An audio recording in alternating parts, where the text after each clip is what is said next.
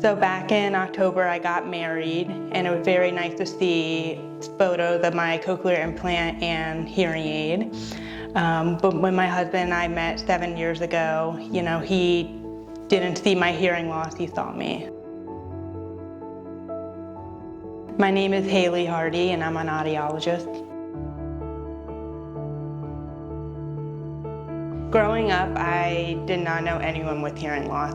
I went to public school, only kid in the class with hearing aids, so I will say once probably I got to grad school, that's when I started meeting people with hearing loss. I started noticing listening fatigue probably back when I was in undergrad and grad school, just because you're in class all day, you're studying, and by the time I would get home at 5 o'clock or 6 o'clock, I would be so tired. The one thing I've been doing now, like after work, is going on walks, making sure I'm still moving my body, and then I like to read before I go to sleep. Yeah, so I knew I wanted to become an audiologist later in life. I would say in undergrad when I was trying to figure out what I wanted to do. I knew I wanted to do something in the healthcare field, just couldn't figure it out. I thought I was gonna do nursing, and then I decided, you know what, I don't do well under pressure.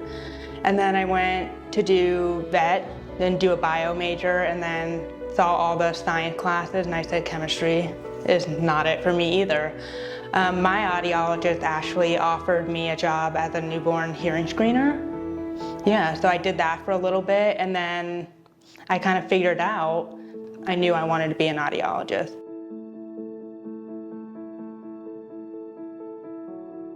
So in grad school, I did a cochlear implant evaluation with an audiologist, and she sent me to a surgeon, and the surgeon kind of gave me what to expect and everything, and I decided to move forward with it and been happier since then. And it just takes time for your brain to get used to it, so everything sounds so natural on my right side, and then on the left side with the cochlear implant, everything's kind of mechanical. And then when your ears are working together, it just takes time for your brain to get used to it, for sure. Yeah, it took about a year for my brain to adjust to listening through a hearing aid and a cochlear implant. I think a lot of people expect to hear everything clearly once they get activated with a cochlear implant, but that's not always the case. Yeah, something that I noticed right away was being able to localize. So for years I wore a bicross, but we all know that's not a hearing aid. It's just a transmitter that transfers everything to the other side. So I wore that for a year, and then once I got activated, I was able to hear on both sides. My cochlear implant means to me that I'm not missing out on conversation. Before I got the cochlear implant, everything seemed kind of quiet, and once I got the cochlear implant, I feel like everything's brighter. The one thing I would tell someone who's newly implanted is to do the auditory training. Yeah, it's worth it. I've had patients ask about my cochlear implant, and they were kind of in the same process of the evaluation and deciding what manufacturer to go through.